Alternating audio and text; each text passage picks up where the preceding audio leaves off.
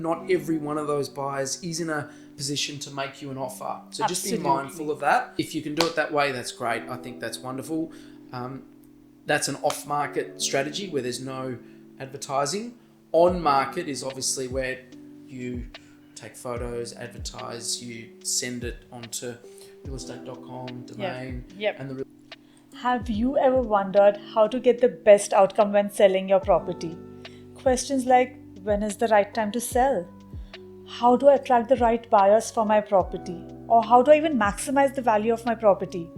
These are very common but crucial questions when navigating the real estate world. Today, we're joined by Simon Dale, a very experienced real estate agent and an auctioneer with Biggin & Scott in Prahran in Melbourne. Simon will share insider tips and strategies on how to prepare your property, how to attract the right buyers, and secure the best price. So whether you're looking to sell your property now or in the future, this is the expertise you need to ensure that your property stands out and to sell with confidence. Simon, thank you so much for joining us today. So excited to have you on the podcast. Thank you, Priyanka. Good to be here. Yes, now very excited to talk about all things selling of property. Yeah. But wanted to jump onto the obvious, Simon. What is the current state of the market at the moment? So we're at the start of 2025, very start. So it's a little uncertain.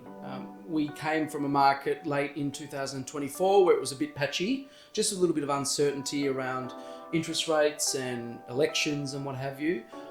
It's a case-by-case basis, well, it has been. Yep. So some properties have been selling exceptionally well in our area. Right. Some have been sticking around due to price. Investment stock has been challenging, especially in Melbourne and Victoria, just with land tax and what have you. So a number of apartments have come onto the market and taken a while to sell and not achieved what originally the owners may have hoped for. Sure. So we'll wait to see what happens here. We are embarking on a federal election in May. April is, so it remains to be seen how things go there. Yep. April is going to be a busy month with school holidays and Yes. religious And holidays Anzac, and what yeah. have you. So that's going to sort of draw things to a bit of a, not a halt, but it'll slow things down a little bit. So I think the months of February and March are going to be a real litmus test for Right. us here to see how things are going. So I don't have a great crystal ball, but I have a pretty good rear vision mirror. Absolutely. That's what my friend told me the other day, actually. So, look, I'm in a necessity-based industry. So Yes. there's always someone that needs to sell, always someone that needs to buy Yep. due to their personal situation. Absolutely. I guess what we've seen is stock levels slow down a little bit because homeowners that are optimistic to get a certain price, which is what a bullish market sort of achieves, Yep. hasn't really been there across the board every property. Sure. So they're holding back somewhat, but the sellers that are needing to sell, that are, say for instance, they're moving overseas, they Yep. need more space because they're having another baby, Yep. someone may have passed so they have to sell the home, that is where it just that wheel keeps turning. So look, I think for the right property, all good properties sell well in any market. But yeah, don't hold me to what's happening. I don't know that much. No, absolutely. But thanks for sharing that. I think that was really good insights, better than any of us would know. So thank you for that. But do you all recommend that any season, any month, or anything in particular is a better time to sell over the others? Look, I think you've just got to be smart around, like I said, some interruptions in the year that we've got. So if you've got a family home and say, for instance, you know that there's going to be another family that buys that property, Yep. my suggestion would be, and you're able to, bypass any large interruptions like school holidays, Sure. pending on what your home is, but a lot of families, they do still go away. So, you want them to come and inspect and see. Look, in this day and age with phones and what have you, they are everyone's able to see Yep. what their properties are, but Yep. at the end of the day, we still have to, in my line of work, physically inspect and come through the door and see the property. Yes. That's where a lot of emotion comes. Yep. So things like that. I would say if you can get past January, don't sell in January because a lot of people are still away. Yes. February, March are good months. Yep. April, like I said, if you can bypass that, a lot of people go away and they've got commitments with religion and what have you. Yeah.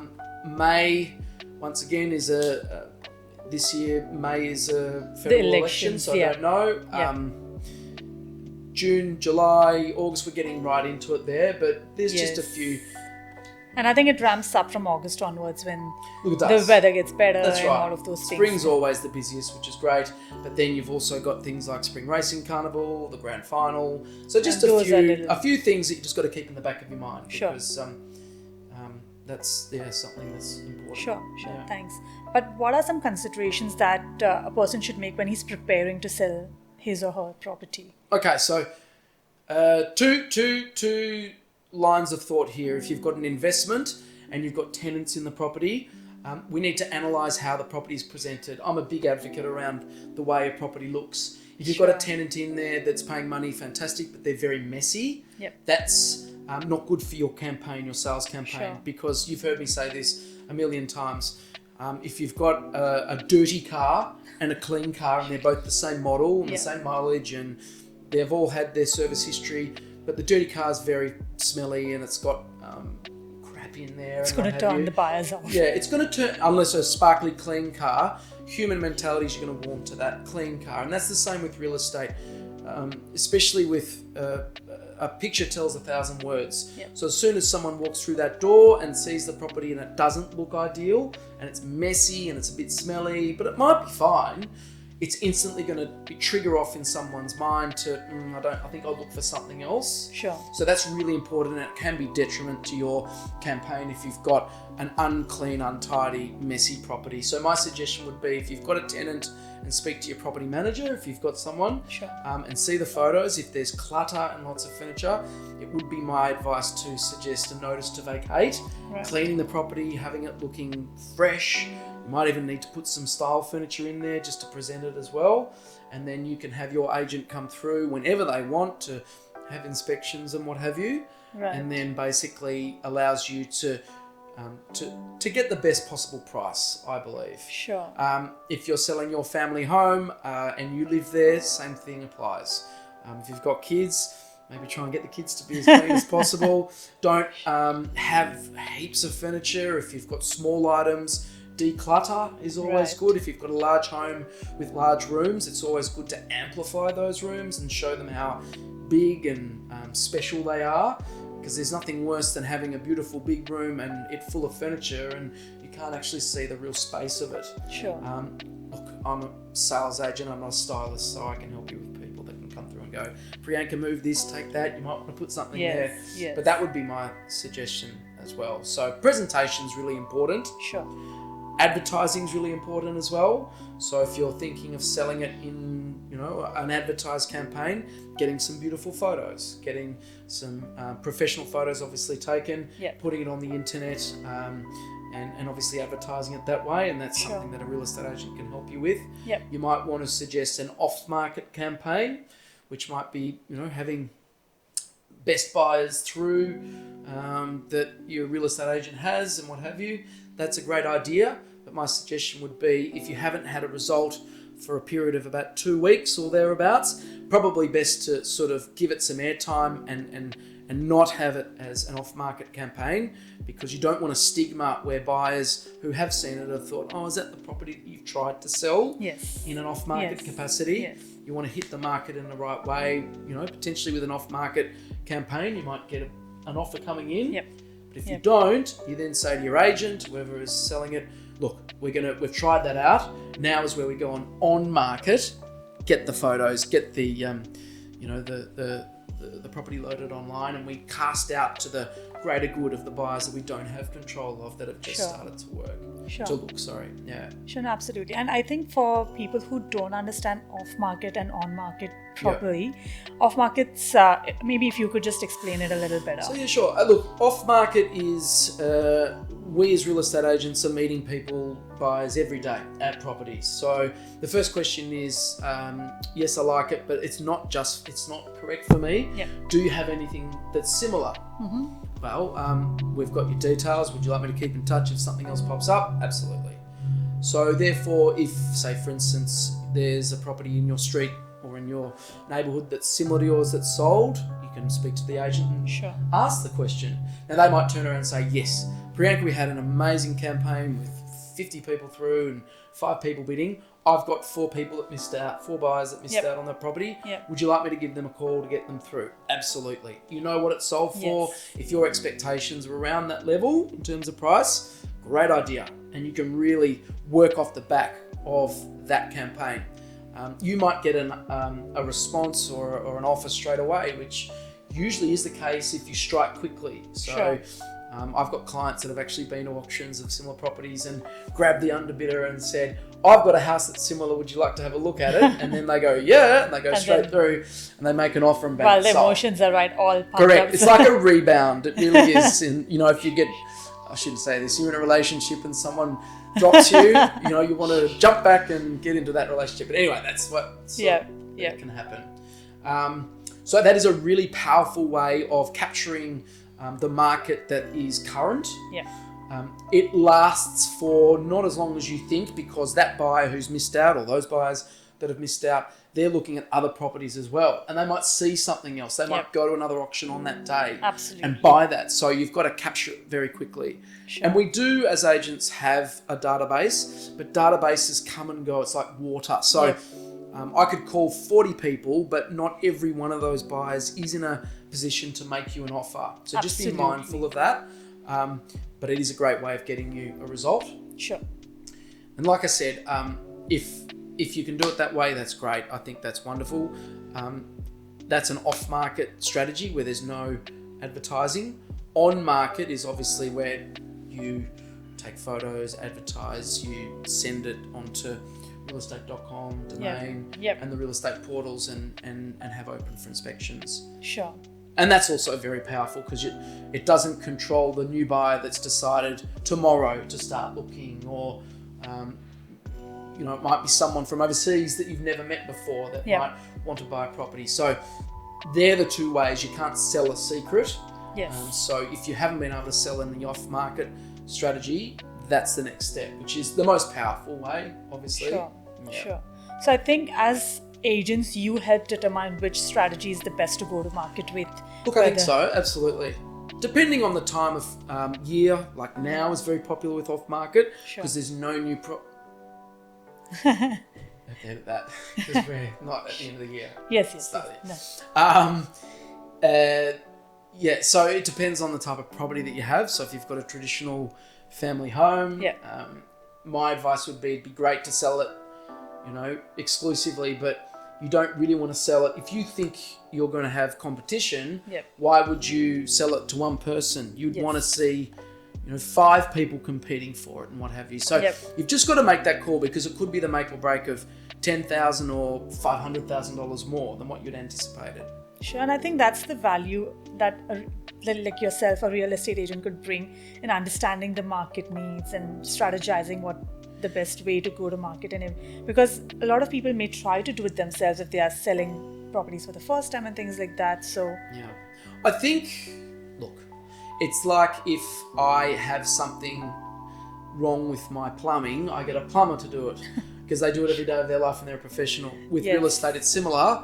I do this every day of my life. Exactly. You've got life insurance every day of your life. Do you know what I mean? So you should know what you're living and breathing it every day.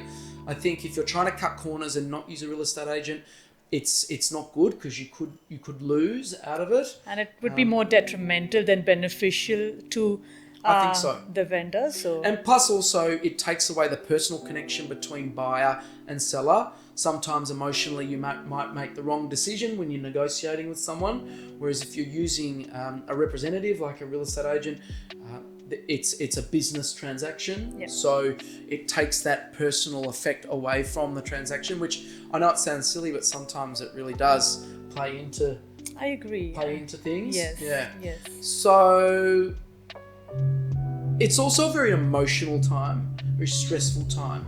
So to have someone in your corner that's a professional helping you out, dealing with buyers, asking questions all the time, it is quite taxing. So if you're not up for it, it can be quite confronting, dealing with people's questions and what have you. So that's another aspect which is important as well. Sure, no, and I think for someone who probably is selling for the first time, I'm sure they must be, it's a daunting task to prepare to sell to the market and understand. So, maybe explain what's the first step that they should do and how would a real estate agent help them out? In terms of appointing someone Or the selling maybe I'm process? just deciding to sell my house and Yep. I'm just thinking about it. Yep. The first step is should I approach the. Well, it's probably important to find out the main fundamentals around why. Okay. Why are we selling? What's the reason for this? It might be because you've got a growing family and you need more space. It's because you want to move somewhere. Yep. You might have outgrown the home. I don't know. Or Do you know change, what I mean? or We need to change the suburbs or whatever for schooling or that. Yeah, so irrespective of choosing an agent, it's always good for you to do your homework around value of your property. Sure. It might be worthwhile you go and have a look at what else is available that's similar to yours, like for like, accommodation, location. If you're an apartment, that's easier because there might be several others that are similar, maybe one in the complex. Find out what it's worth potentially by looking at sales of other ones that are similar. I would suggest potentially getting a real estate agent in, maybe two, to ask the question around what it's worth. Right. And then they can give you a professional opinion around value. They should be giving you comparable sales of similar properties to give you an understanding. And if your expectations are in line with that, then that's a great starting point for you to potentially go to market and sell. The next step is obviously how you would sell the property if you are going down that path. And we've just touched on off-market or on-market. There are selling strategies in terms of methods of sale. So, it might be an auction, it might be a private sale, might be an expressions of interest. So your agent or the person that you're speaking to will assist you with that information around what's the best way or the best method for you and your property. And then really it's sort of timing wise, and we've spoken about timing, getting the right advice around when is the best time to sell. Okay. And that's something that, a professional should be able to give you the right advice. You don't want to put the market right in the middle of Christmas because everyone will be at Christmas. Do you know what I mean? So, exactly. But there's ways around that, and someone who's in the industry will be able to help you with that. Sure. And what happens if it doesn't sell the way it was intended to? So, for example, the vendor may not get the right price, or he doesn't get the enough interest or whatever that could be out of the strategy that was put in place. What should be? Well, look, I guess, that's something that comes up and it's not ideal, but, the show must go on. If you've gone with an on-market campaign and you've advertised, it will not go away. So it will always be on the internet. Right. So the strategy that, not every property sells under the hammer or directly on the day, where we have noticed in the year gone past that days on market have been longer. And that's just the reality. That's just what's happening at the moment in this marketplace. But if that's the case, then your agent or whoever is your representative just keeps on opening the property and what have you. It might be, and unfortunately it's the elephant in the room, the reason why property doesn't sell is the way it looks, marketing, and also price. It might be above the market in terms of price. Sure. And that's where markets change. So if I came to you last year and priced the property a certain level, 6 months later, it might be at a different level. That's just because of the way the market is, and no one has control of that. I guess it's where you need to work correctly with your agent and talk and communicate. You're always looking at what else has been selling, other properties that are similar, because the market changes. It's just what it is. It has done forever and a day. Sure. But if you've got someone that is like yourself with your industry, if they've got their ear to the ground watching things, Priyanka, I just want to have a catch up. You may have seen that number 5 sold around the corner. Now, it did sell for a little bit less than what we're hoping for, but it didn't have the car parking that you do. It had a renovated kitchen. Do you know what I mean? Like, you've got to compare what's going on.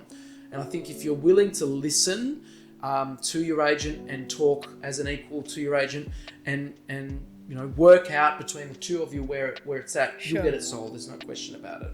Right, and it's probably a matter of tweaking the variables. Like you probably may have to tweak the Correct. price or the way it looks or That's right. things like that. I mean, look, we as real estate agents, like I said to you, we're not a fortune teller in terms of what it could be worth, but what we are, we're not valuers either, really, but we are obviously watching the market daily. Yes. And I guess our job is to be a vehicle that helps someone buy the property and someone sell the property.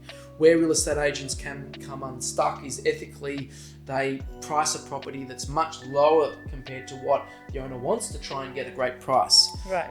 But, in terms of what we're doing, we don't actually know exactly what the sale price is. I don't know how much you or the next person, if they're competing, will pay. And that's where it sort of is difficult for us. Yes. But it's all communication and talking to owner and sort of buyer and finding out feedback around. And that's what I do. I ask buyers what they think it's worth. Sure. I'll tell you straight away, but they won't tell you how much they're going to spend either. So that's the tricky part. That's true. But I know that's really good. But help me understand, how should a buyer pick the right agent? How should the vendor pick the right agent? Because again, there's so many agents out there and it is overwhelming to understand which one to go ahead with. Oh, look, I think a lot of things. I think for me personally, it's a connection that you have with the agent. But if it's a first time... Well, I mean, look, it's a tricky one, I guess. Real estate agents get chosen because people like them or they're known to be good. And I think that's where relationships come in place. You may have known someone, like you and I have known each other for a long time. So, that's, if you don't know any real estate agent at all, maybe speak to a family member or friend and say, look, and get a personal reference. Yeah, just a reference. Have you used someone? They might say, well, look, use Simon. He's fabulous. He sold my cousin's property and we got a great price. He's also a nice guy. He's very open and transparent. And that's something that's important. It's very daunting choosing someone. Yes, but I think if you've got someone in your family or community or referral network that can help you, that's a great way. My business is referral business like yours.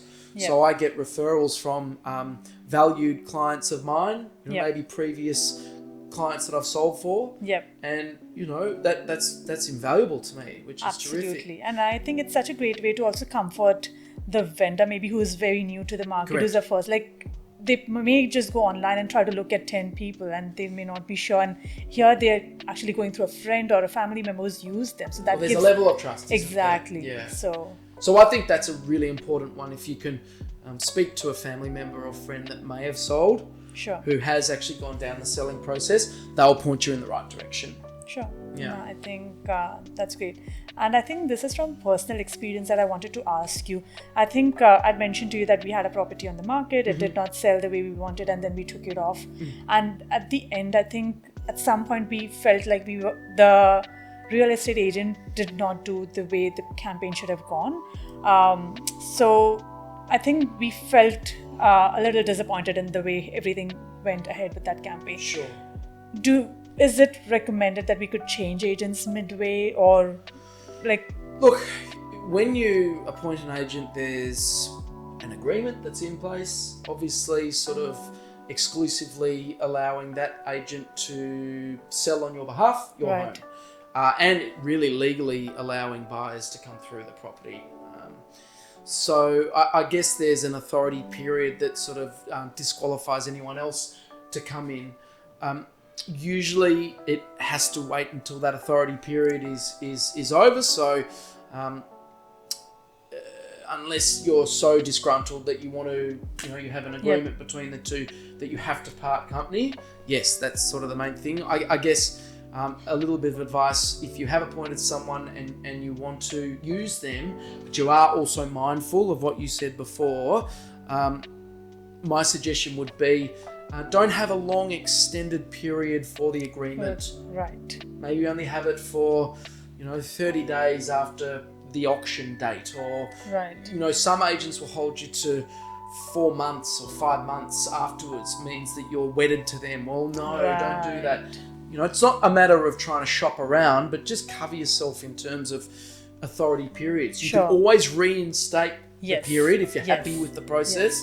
But you just got to, that's something. I mean, you've got to a situation where you haven't, previously that was the case. So my suggestion next time, if you go down that path, is you have a process of how you sell it, but just with that agreement between you and agent, maybe don't have as long as, only have a short period of time. No, There's no reason why, if we get to the end of that period, you can go, look, I've been very happy, we haven't sold, but I'm happy to give you another 2 months or something like that. That makes sense. Yeah. Simon, how do you see these technology trends like virtual tours and everything shaping the future of the real estate market? Do you think that would be the way to go in the near future? I think so. Look, we are in a very fast-moving tech industry, which is amazing. I've seen real estate change progressively over the course of 10 years. So much just with technology and what have you. Yes, virtual tours are amazing. Videos are fabulous. It is still very much old school with buyers wanting and needing to inspect properties in person to feel and see. It's a very personal thing, buying a property, so especially family homes and what have you. So yes, for overseas buyers and buyers that are time poor and can't make it, absolutely. It allows you to basically be in the lounge room seeing things. But it is still an industry where people have to humanly inspect properties themselves, I do believe, just to see the size and the space and location and what have you. I'm personally old school that way, so if I had given a choice, I would always pick being there in person and touch, feel, and all those aspects matter to me. I mean, I do sell properties without buyers inspecting them, which is interesting. It's not always the case. That would be more investment properties, I guess. Yeah, or someone from overseas has a family member doing a FaceTime around, and that happens, absolutely. Nice. But the long and the short of it is most of the buyers that buy properties have seen the property and inspected. They get their family through, or but you are right, investments are a little bit less emotional compared to sort of the home buying. Absolutely, I agree with that. And maybe, Simon, what is one piece of advice that you would give for anyone who's looking to sell the property now or maybe in the future as well? One piece of advice? Take a big deep breath and think matter-of-factly, I guess. Be patient, be confident, be calm. Use someone that's a professional to help you. Sure. I really do believe if you've got, don't try and do it on your own. If you've got someone that is an expert, yes, you'll pay them some money, but it will save you a lot of headache. I guess I had a family member recently purchase a property and they did not use a professional removalist. They did it all themselves. And I saw them over the weekend and they said, I hired a truck and I will never ever do this again in my whole life. I know it's a silly analogy, but to take away that stress, yes, he might have saved some dollars, but he was broken at the end. Yes. Do you know what I mean? Yes. So I think that's important. If you've got someone in your corner helping you do your thing and selling it and giving you advice and representing you, because an agent's there on your behalf. Absolutely. They're there to work for you, work with you, and I think that's important. So if you can use someone that's a professional to do that, it's money well spent. 100%. I do believe. 100%. I'm a huge believer of that as well. That you do what you do best and let the professionals focus on their strengths. I agree. And then you get a great outcome out of it. So finishing on one thing, I'm an auctioneer. I love auctions and what have you. I, through competition at auctions, have had a reserve price. And through 2-3 people going for that property and competing, I've managed to be able to secure an extra $500,000 for the owner just through competition. Huge. It's huge. And when someone starts crying at the end because they're so overwhelmed, and families that it's their family home and they've had competition, that makes you feel very special. Now, if you don't use an agent that's an auctioneer doing that, do you think you get another $500,000? Maybe, but maybe not as well. Do you know what I mean? What are the chances? Like the majority? Exactly. So I mean, that's where it comes into play, I think. and it's important. So yeah. And you've helped a lot of my friends. You've helped V and Kerry and everyone as well. So you've been doing a great job, Simon. So thank you so much. Thank you. And thank you for all your amazing insights and expertise on this topic. I think it's going to help a lot of people in the market, even the new I hope so. sellers. So thank you so much for that. Pleasure. Thank All right. you. Lovely to speak. Thank you for tuning into today's episode, and I hope you found the advice and insights as valuable as I did. I'd love to hear your thoughts as well, what resonated with you, or what would you like to hear more about in the future episodes. So please share your thoughts below. Until next time, keep learning, keep growing, and let's level up together.